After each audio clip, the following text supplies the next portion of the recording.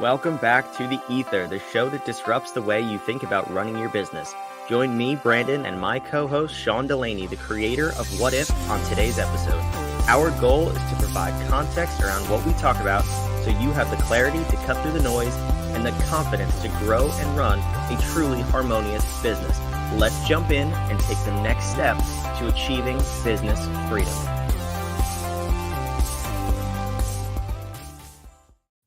Welcome to The Ether, Sean. How much do you love/hate my virtual background? I feel naked today. I don't have my studio. It's one of those things where I hate it so much that I'm finding enjoyment in it. It's like this hatred is welling up inside of me for it. I also was laughing. I also am laughing. It makes me laugh every time the intro when you say, "Oh, you know what? I hate the non-hated version now. I hate that worse." You hate this one worse? I hate that one worse now. All right. Well, let's see what else we have. Because it's still distracting. It might be distracting. I have bricks. And it makes like bricks. I have a beautiful living room. Oh. Do you like my piano? How often do you play it? Almost every day. I just bought it. It was $612,000. That's excellent. It sounds like money well spent if you play it every day. And hey, do what you love. The money will follow. I hate vanity pieces of musical equipment. It's like, oh, that's a nice guitar. Have you ever played it? No, nobody plays it. Oh, why is it? No, vanity anything. Take it a step further. Vanity anything. Those big 4-foot vases that nobody knows where they're from. Some Ethiopian looking, ancient vase. Why do you need that? If it's more than, no, you're not pronouncing it correctly. If it's a vase. If it's more than 6 feet or $6,000, it becomes a vase. Vase. Okay. It's like a niche or a niche. Niche or a niche. Yeah. Well, hey, let's dive in. We're going to talk about a niche today. We just got back from an incredible event in Seattle over on the left coast. Shout out to our left coast brothers and sisters. Our friends over at Human Op are on the left coast. We shouted them out last week. But no, we had a fantastic time in Seattle. And the group we were with was The Final Percent. We will link to them down below because if you have never heard of them, I think you should. Greg Kimball, shout out to you, my brother, for putting Sean, wherever Sean is, on your stage. You spoke there. We had a good time. We met a lot of people. And what do you have to say about the event before we dive in to this episode? A couple of things. Well, first, it was everything that they promised it would be. Rare. Which was a lot. Which was a lot. The room, I've never, so yes, I was on stage there. And selfishly, I said this to Greg, I've never been handed the reins to a room, a stage, a group that was better prepared for the disruptive message that we were going to bring. It was like, hey, we're going to punch everything you know about business in the face and knock it a little sideways and show you a better way. Good. And everyone's just like, good, let's roll. I'm already taking notes. What are you waiting for? Let's go. They were so ready for it. And there were then so many takeaways for the participants. It was just fantastic. A lot of these rooms talk about themselves as being a family. No, that's an actual family. You know why? There were kids running around. You had to step over toys at times. It truly was a family experience there, which it's not the main point that he hits. It's not the main note, but man, this guy knows how to play that note. So just beautiful stage alignment with everything we're doing. The language even fits together nicely. Just really great group of people. So if you're looking for a mastermind experience that sounds like that, looks like that might be a place you want to go check out. Yeah, I agree with everything you said. Like I said, links down below if you want to go check out the Final Percent Network. Really, really great people. And yeah, first time I've ever experienced children running around at an event. But I must say, I was jealous I didn't bring my family there because it was such a family-friendly environment. And it's the first time, we always talk about this. There's no such thing as work-life balance. It's all about integration. And they did a phenomenal job with the integration. It's not, oh, mommy or daddy's going to some event and you have to stay here. No, bring the kids. Like, let them sit in the room. Let them absorb what we're talking about. It was just incredible. We've been to plenty of masterminds with children. What they mean here is Yeah, those are the very ones young hosting it, people, not those masterminds. very young people, not children. Well, children are everywhere. Very young people. All right, Yes, cool. yes. Fair. So one of the presenters, his name was George Bryant. My first encounter with him, actually, I looked this up. This is a fun little another compliment to George. He was incredible. He spoke about the customer journey and how you can design that process. And he gave us an acronym that we're going to go through and unpack a little bit with the what if spin on it, but more for your employees. But real quick, I looked up George after this event. Yeah. Did you know that he slid into my DMs about 6 months ago and sent me one of the most authentic and really cool messages that I have ever received? And I was like, you know what? George is on brand always. No matter the context where you meet him, he is a real authentic dude. And I just thought that was so cool. That was like an overarching theme. We had been talking about authenticity here on this Yeah. show for a little while here, had some podcast stuff about it too. And so everybody there in that room was authentic. You felt it. That's why you feel so comfortable in a room like that, because whether you agree with everyone or not to say that we had any disagreements, but whether you do or not pales by comparison to whether or not you feel like you can trust people or what they're saying to you is actually who they are. Because you could be in a room where everybody says they think exactly like you and then not feel comfortable. Why? Because somebody is playing a different game.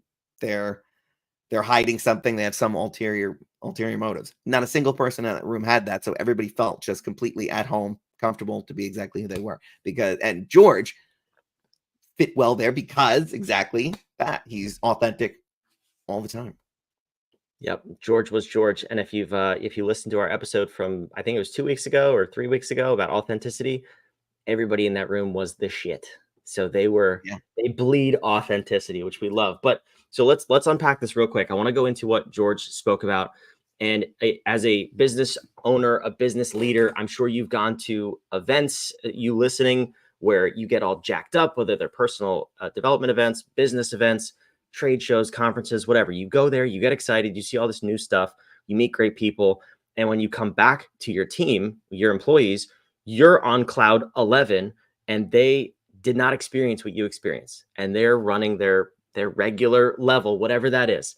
You come back in and you explode like a bomb. And you're like, you're never going to guess what I heard. We're going to do all these amazing things. Yeah, yeah, yeah.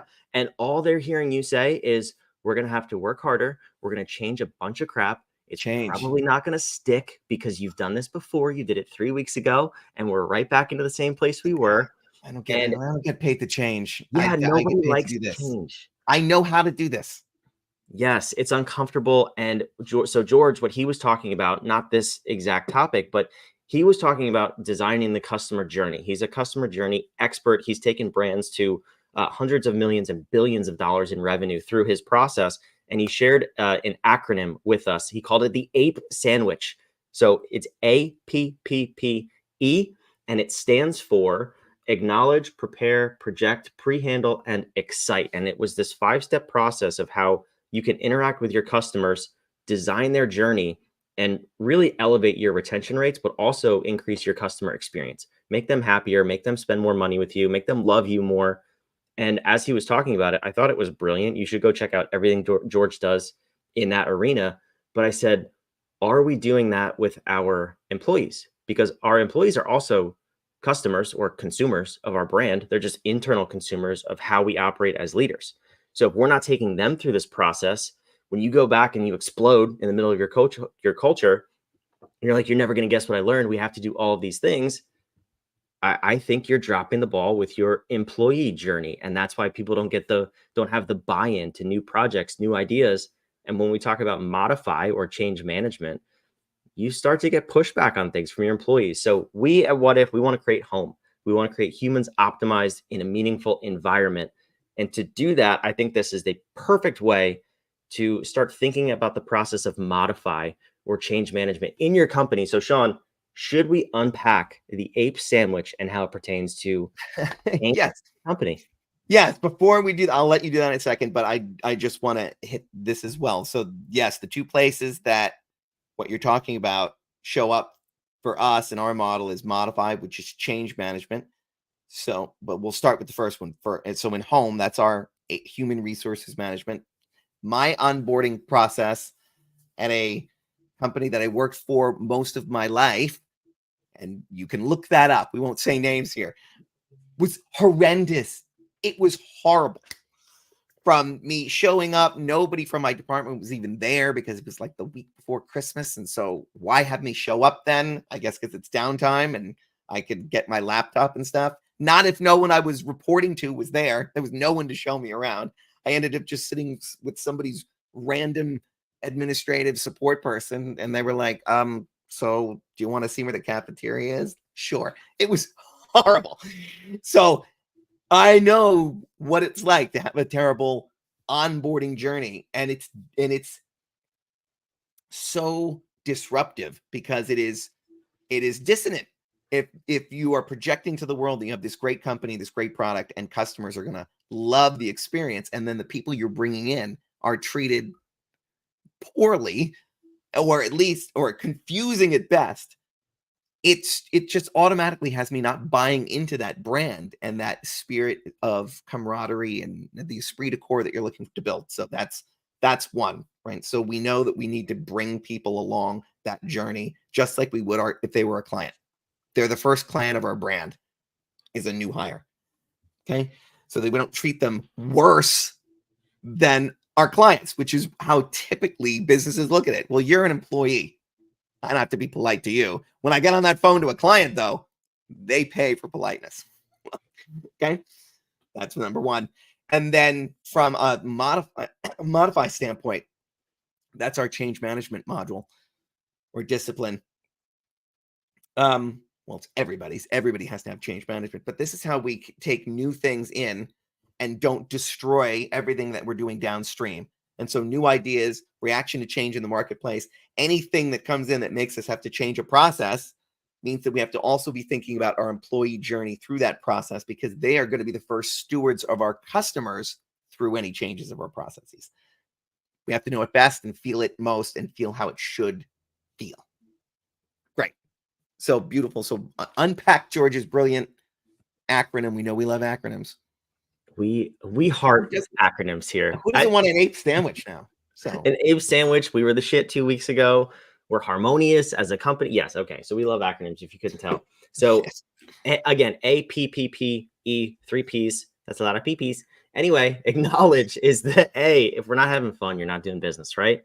So True. acknowledge. This is where when you say you came in and you had that experience with some company that we won't name, and you're just sitting there, that's like buyer's remorse. That's where it's going to set in, right? So from a customer side or from an employee side, when you make that decision to work for a company or buy something from a brand, the first reaction is to have buyer's remorse. If you don't get whatever your expectations are in your head nearly immediately, your buyer's remorse is going to it's a dial. It's going to turn up faster and faster and faster. So when you're sitting there for a week and nobody's in the office, you're saying, is this a real job? Am I being scammed? I'm sure that all of those thoughts are going through your head, right? Oh, So yeah. the first thing you have to do is acknowledge, say, thank you for being here, whatever that looks like. Thank you for purchasing. Thank you for taking this step. You took a big step. That congratulations, even. In the context of what we're kind of talking about here is when you come back from an event and your team has probably seen you with this excitement before and it wanes after 2 or 3 weeks because you go back to life as usual.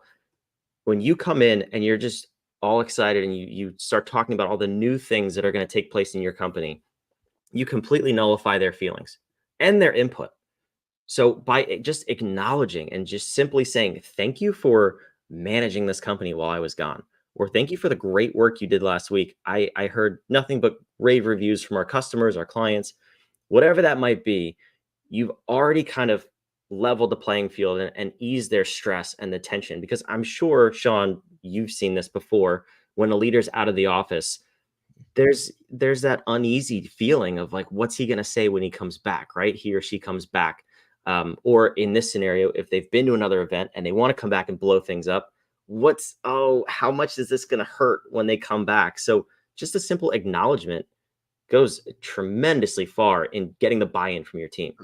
And it depends on who they left as. If they left as the micromanager, I'm afraid of what they're going to come back and nitpick over. If they left as kind of a disconnected manager, your employees might say, oh, they're back. Okay, so what?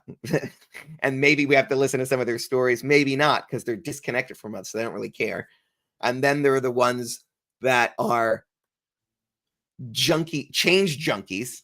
And those people are bracing because they're like, oh, remember for 2 weeks when we all had to, put our add Himalayan sea salt to our water. Remember that when they came back from that conference and they heard that this was going to help all of us. And now here they come with a new thing. Oh, everybody, we're all every morning we're gonna do jumping jacks together for 15 minutes and we're gonna sing Kumbaya. Oh, don't worry, she'll go to a conference again in 2 months and we'll all be on to something new. And I'm using silly examples to say that people can do a big disservice going to a new conference to hear a new type of marketing. And then that's going to be the only thing we're going to do until 2 months from now. I go to another marketing conference and learn a new thing, and I'm going to do that. And we're just jamming every new idea into these poor people's lives and saying, well, you'll figure it out. There's a lot of ways it can go wrong. So these conferences amplify the person who has left to go to them because they're going in search of a thing. And if that conference even gives them a whiff of it, they will suck all that in and then jam it into whatever problem they thought they were solving when they went to it in the first place. And if they started up here, you're going to get more goodness. And if they start down here as a leader, you're going to get more of whatever it is that they're putting out. So yes, Brandon, I've seen all of that, and it covers the gamut because these things can be great or harmful depending on what you do with it. So let's acknowledge, here's where we are, acknowledge their participation in it, acknowledge every aspect of everyone whenever you're encountering them. So yes, Brandon, acknowledgement, huge. Yeah, and as you were talking, I also just I was reminded about the harmonious architecture. Ironic, right? So the other thing I just want to interject here is we operate in quarterly sprints. So even if you go to these conferences or trade shows and you find the next best thing, unless it's in line with one of the projects you're currently working on, one of the 2 to 3 projects you're working on, you shouldn't even touch it. Like, I don't care if you go to an event in the end of July and you really want to do something now. If it's not in line with one of your 3 projects, you don't even think about it until the end of September. Put it somewhere where you can have that and work on it, but don't start blowing up your whole company because you should be operating on this cadence. And that's how you actually make a difference in your company. It's almost as if the architecture was built as guardrails for those very people that I was describing. Would you say like bumpers in a bowling alley? I hear bowling is the next best thing in this country. It's the only thing. Computers are bad. People won't need them forever, but people will always need to bowl. That is a direct quote from one of my ancestors. So, hey now, let's continue that great advice. No, but it is as if there are bumpers on a bowling alley, as if we were trying to solve for a problem when we built the architecture. I don't know. How about turn off your phone? That's amazing. All right, so go. I just want to point out, fans and listeners, it's always Sean. It's never me who has the house phone, a landline. I don't even have a landline. Sean's got landlines, cell phones. He's a popular guy. We gotta put guardrails. I have every mode of communication. We have homing pigeons downstairs. I could send you a note right now if I had to. Everything else went down. I'm ready to live off grid in the background. Next time we're gonna have chirping pigeons. All right, let's handle the 3 Ps because I think they go together quite nicely. So we have prepare, project, and pre-handle. So real quick, let me give you the overview of this. So prepare is lay out the steps. So we've acknowledged, right? We've said thank you. Congratulations, whatever that looks like. Prepare. I had this idea. What are the next steps? What does this look like? Again, people don't by nature like change. I am one of those weird freaks where I do like change. I could rearrange my room 4 times a day and be perfectly happy. Not a productive way to be, but most people hate change. It eliminates their security. So we want to lay out the steps and paint the picture of what this looks like, which also flows to the next P of project. Project what success looks like. So say, okay, if we follow these steps, if we attack this plan, this is what it will look like. And make sure in this scenario, you're relating it to that person, actually in both sides, customer journey and employee journey. It's not what does the company get? No, what do you get out of this picture of success? How does this apply to your role, your job, your life, whatever that is? It's not just about the company's version of success or the client's version of success. It's about the people. And then also, what are these people naturally thinking? They're nervous. We've disrupted their their order, if you will, Sean, Mhm. and Yeah. we're saying we're going to change things. Fear, uncertainty, doubt, those are common, and it's very easy for those to creep in. So you get ahead of that and you pre-think of solutions or pre-handle any potential disasters. So this would be easiest way to think about it would be FAQs on a website, the frequently asked questions. You get ahead of that stuff and say, okay, I'm sure you're thinking this could go wrong or this could look different. Here's how we're going to manage that. Here's what's going to happen if that comes up. If you can prepare what the steps are, project what success looks like, and pre-handle any potential disasters, you get people back into their state of calm and basically eliminate the chaos that could be happening in their brains. See what I did there? I see what you did there. How do That's you feel right. about the 3 piece? I feel good. I was especially thinking now about, yes, process for us, we call order. Process creates order. I operate seeking a state of order based on our partner Ways technology at Human Op and their magical, mystical component of who I am in the world. And isn't it funny that it's all order, order, order? Checks out everywhere. Synchronicity is God's way of saying, wake up. Great. So beautiful. All in alignment. That's what I think. No, I think it's great. It's a great model that he has. Let's get to the end, though, Brandon. Let's make it a word. The E, Yes. ape sandwich. The E is where most people start. So if you remember when I said leaders come back, they're excited, they blow things up. The E stands for excite. So when you start with that, what typically happens is everything we said before. There's chaos, there's uncertainty, there's doubt and fear. But when you go through those first 4 steps, the A, P, P, P, and then you get to excite, you've basically said you leveled the playing field. You got people back to where they need to be, their normal, calm human state. And now we can excite, because when you go right to excite, you actually just you exaggerate whatever emotion they're currently feeling. So if they don't like change, that emotion is fear or uncertainty, whatever that is. It's a negative emotion. If you try to excite them, you could really just say elevate. You elevate that current emotion. When we can calm them and get them on board, get the buy-in, now you can elevate the emotion of positivity, which is, it could be excite, it could be fun, it could be, I don't know any other words off the top of my head. I have a very limited vocabulary because I too am an True. ape, but that's okay. Stick to the hits. You know what it Yeah, makes me think? You know, and you know how this is true because because George said it, so it's true. one of the reasons, yes.